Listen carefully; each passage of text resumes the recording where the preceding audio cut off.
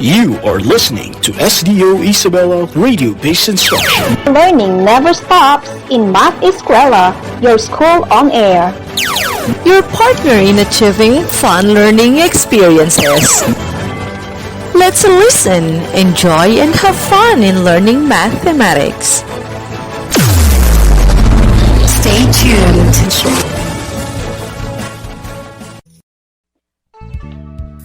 Marvelous morning, math enthusiasts!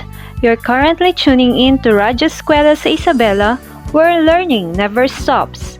I'm happy to know that you're joining me as we learn and discover new things in the field of mathematics. This is Ma'am Shahani M. Kalimag, your math buddy on air. Wow! We're now in our third quarter lessons. We should be glad and congratulate ourselves that we've come this far. We're done with half of the school year, so let's continue, move forward, and be better by learning more things in mathematics. Before we start, be sure you had your stomach full and seated in a comfortable place while listening to the broadcast for you to focus and relax. But before that, let's do a little stretching. Are you ready? I'm ready! Stretch your arms up, to the sides, and down. Shrug your shoulders, move them inwards and outwards. Do this 3 times. Now, breathe in, breathe out. Feeling relaxed now? Okay, now we're ready to discover and learn new things. So now, be ready with your pen, paper, and any calculator. Let's start! Last time, we have learned about lessons in geometry. This time, we will be opening another branch of math, which is probability. Probability is a branch of mathematics concerning numerical descriptions of how likely an event is to occur. And one of the methods to calculate the number of events in probability is permutation, which is our lesson for today. Now, the question is it and how important is knowledge of permutation in our everyday lives? The answer is a big yes. From our breakfast, on what are the pair of dishes that our mother prepared, up to what combination of sleepwears at night are all applications of permutation. Interesting, isn't it? Aye, aye, Captain! That's right, and you will learn more of the applications of permutation as we go on with our lesson. Wow! To start, it is important that we define what is permutation. A permutation is an arrangement of objects in a definite order. It is a technique that determines the number of possible arrangements in a set when the order of the arrangement matters. Take note that in permutation, order is important. For example, AB is different from BA since the arrangement is different. A comes first in AB while B comes first in BA. Understand, students? Aye, aye, Captain! That's nice. There are different ways in knowing the permutations, but in general, it depends on the number of objects, denoted by n, which will be arranged R at a time. In symbols, this can be written as probability of n taken R.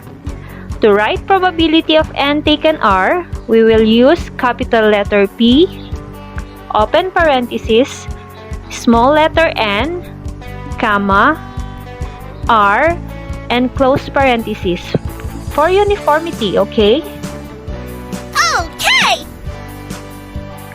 Now let's say you're making a 3-digit password for your cell phone using the numbers 1, 2, and 5.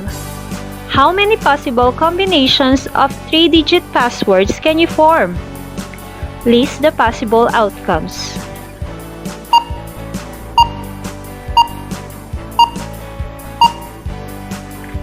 Are you ready?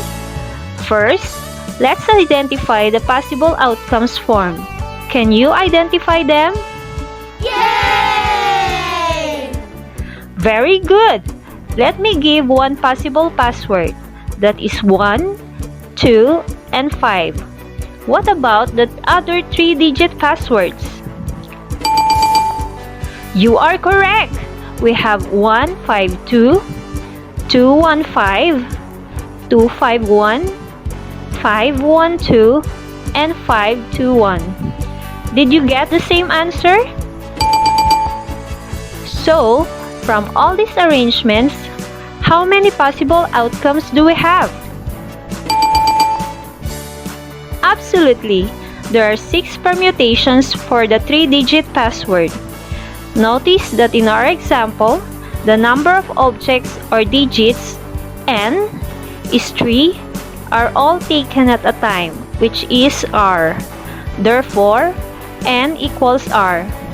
In cases like this, when we get the permutation of n objects taken all at a time, or n equals r, our formula is p equals n factorial. N factorial means n multiplied by the quantity of n minus 1 times the quantity of n minus 2 times the quantity of n minus 3 and so on until times 1. In our example, since n is 3, 3 factorial means 3 times 2 times 1, which is equal to 6.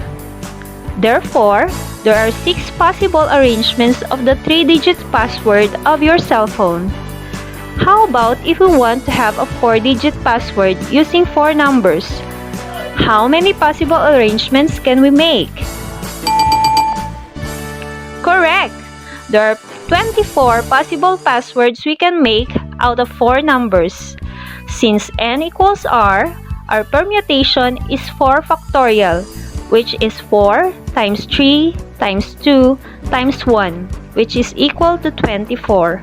Do you understand, learners? Yay! Let's have another scenario. You run for the position of grade level representative in the Supreme Student Government in your school. There are 3 slots for SSG grade 10 representatives. However, there are 5 of you who run for the position.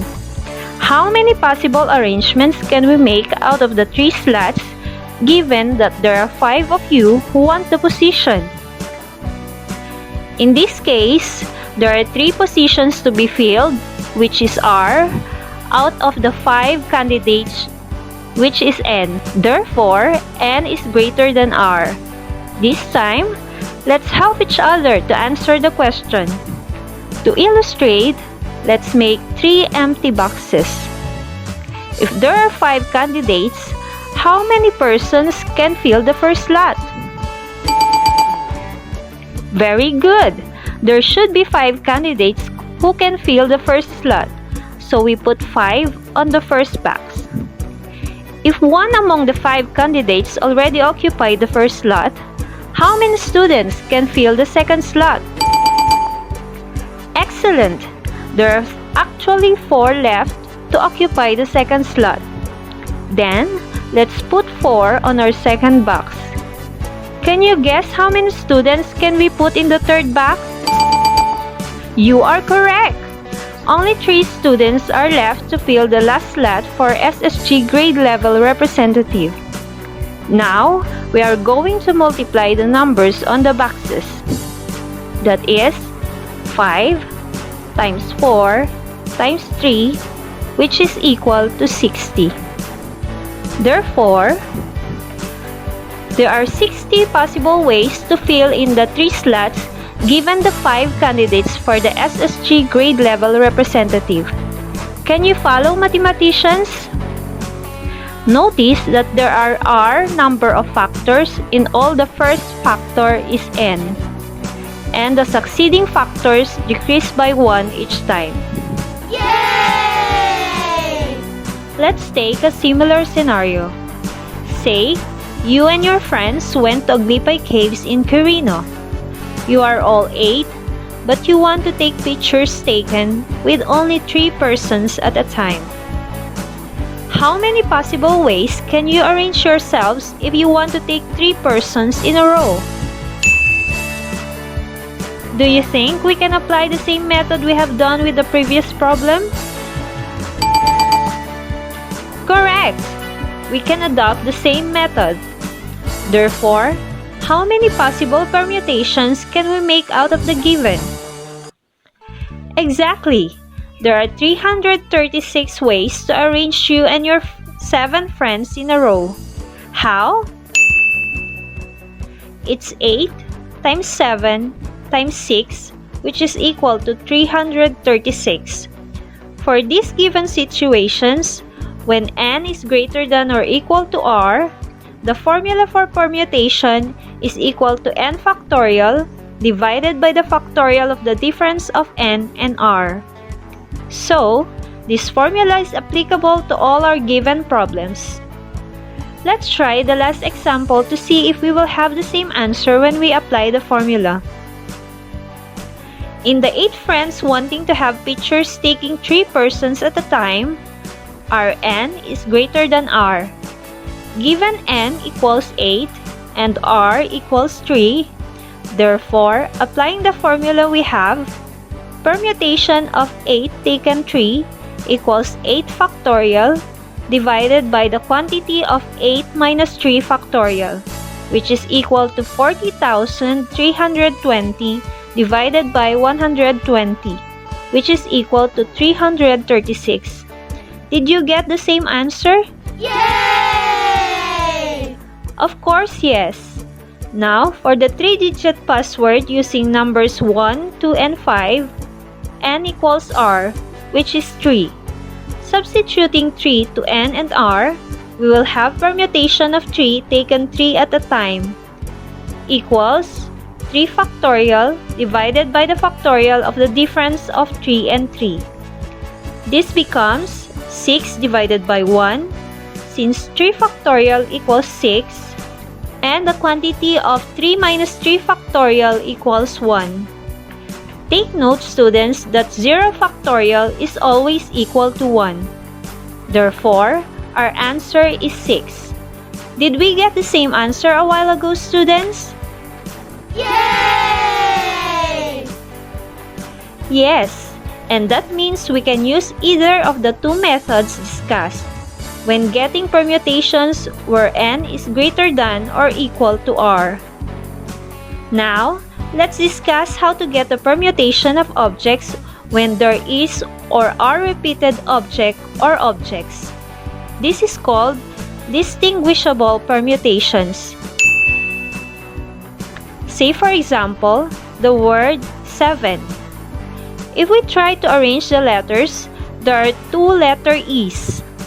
For this instance, we may devise a way to write the letter E's differently. Either the first E can be written in uppercase, while the second E can be written in lowercase. Given that the letters are distinct, we can use the formula permutation of 5 taken 5 equals 5 factorial. But since we have repeated letters, we can't use this formula because we should eliminate the repetitions first. For distinguishable permutations, we will use the formula P equals n factorial divided by the product of P factorial, Q factorial, R factorial, and so on, where n is the number of objects, while P objects are alike, Q objects are alike, and so on. In the case of the word 7, what should be the value of n? Very good! N equals 5. We have letter E repeated twice. Therefore, we will use P, which is equal to 2, since it is repeated twice in the word 7. Now, let's substitute these values in N and P. We now have 5 factorial divided by 2 factorial, which is equal to 120 divided by 2, which is equal to 60. What does 60 mean, learners? Absolutely! There are 60 possible ways to arrange the word 7, or there are 60 distinguishable permutations of the word 7. Let's have another example. What if we find the number of permutations of the word mathematics? Shall we use the formula for distinguishable permutation in this case? Yay! And why? You are correct again. This is a distinguishable permutation since the letter M, A, and T are repeated. In the word mathematics, what is our N? Marvelous! Our N is 11. Let's say our P is the number of times M is repeated. What is our P? Very good! P equals 2. How about the values of Q for A and R for T? Correct! Q equals 2 because there are 2 A's, and R equals 2 because there are also 2 T's. Therefore, if we substitute these values in our formula, what should we get? You're right!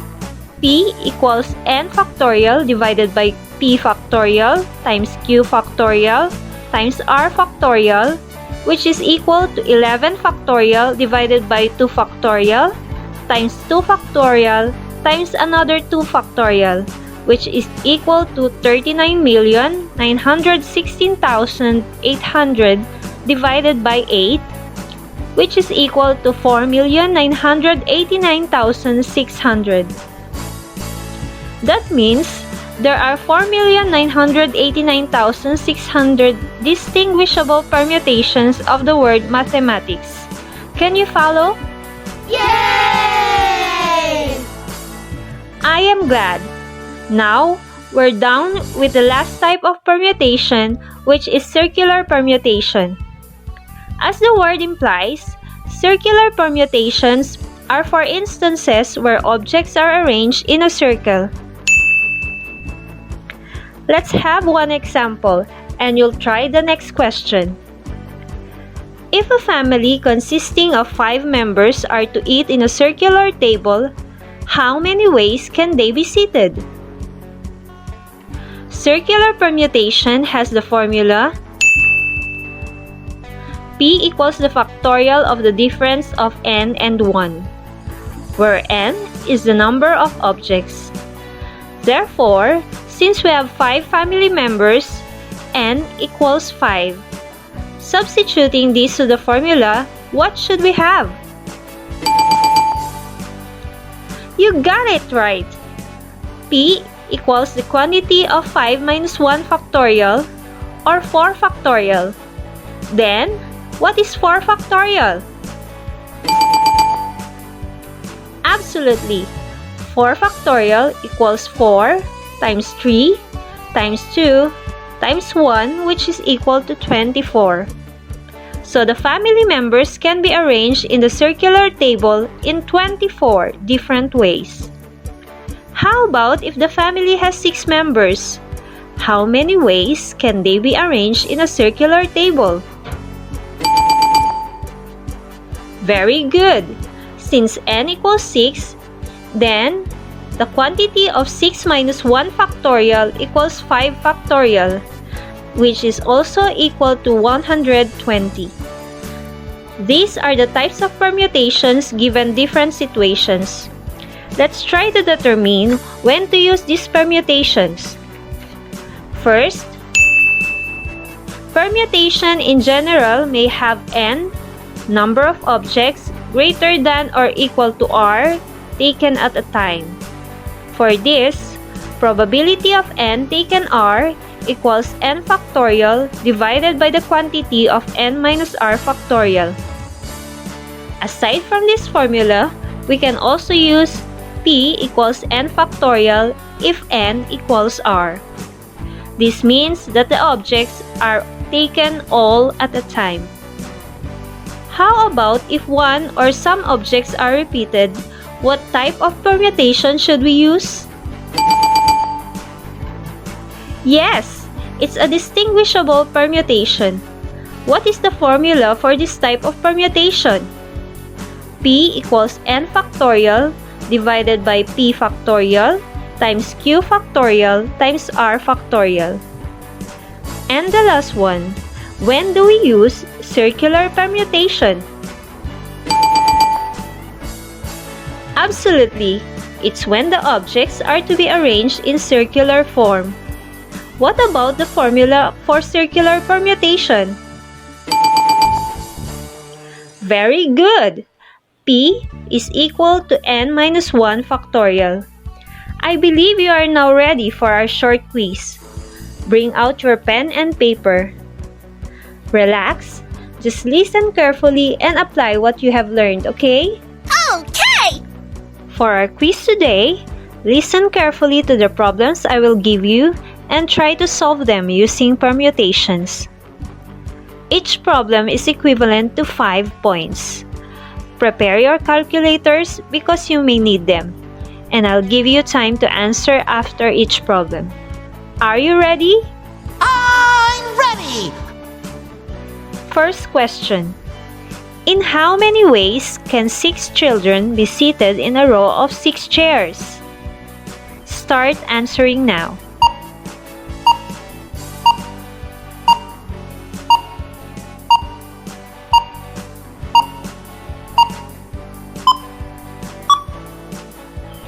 Are you done answering? Let's proceed to number 2. Find the number of distinct permutations of the letters of the word Philippines.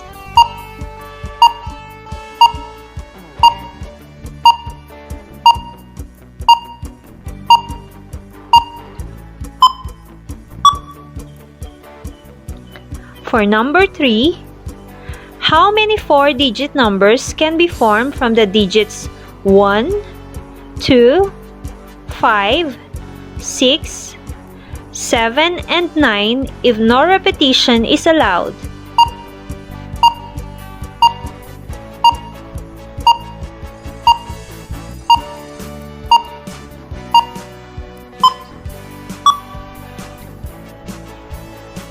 And for number 4, the last number, in how many ways can we arrange 8 different potted flowers around a circular fountain?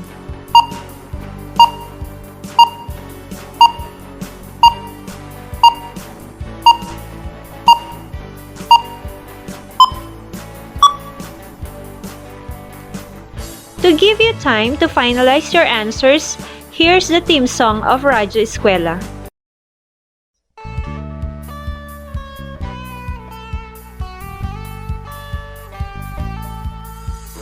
Tayo ay mag-aral sa loob ng ating tahanan.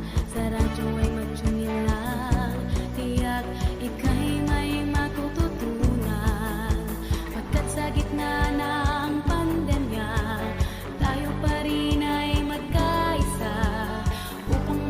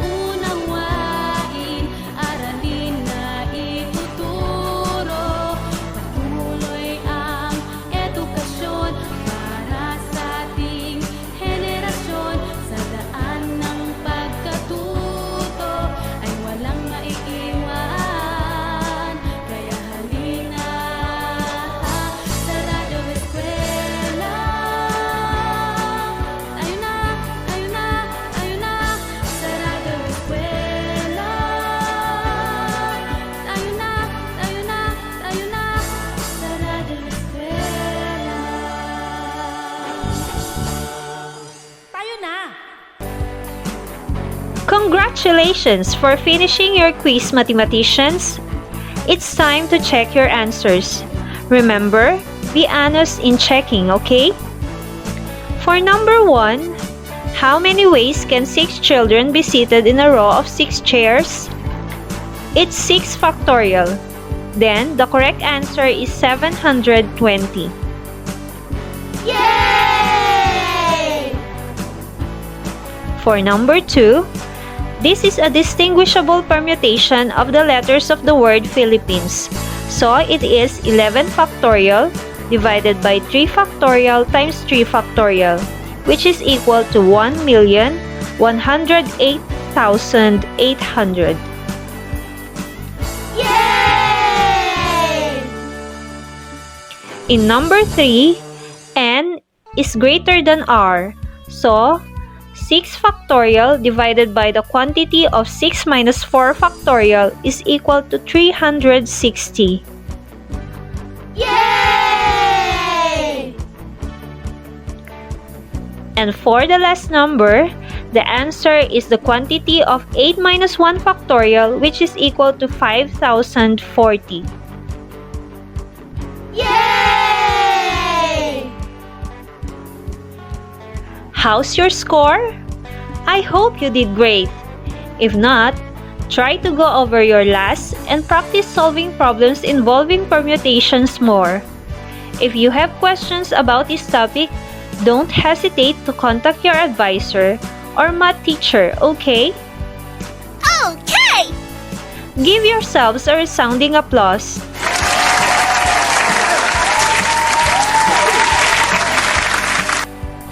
And there you go, students. We have improved our math skills once again. Always remember, constant practice makes perfect. So just be diligent and you'll get the results you wish for. On behalf of our scriptwriter, Ma'am Shahani M. Kalimag, and the SDO Isabela RBI production, this is Shahani M. Kalimag, your math buddy on air. Have a blessed day.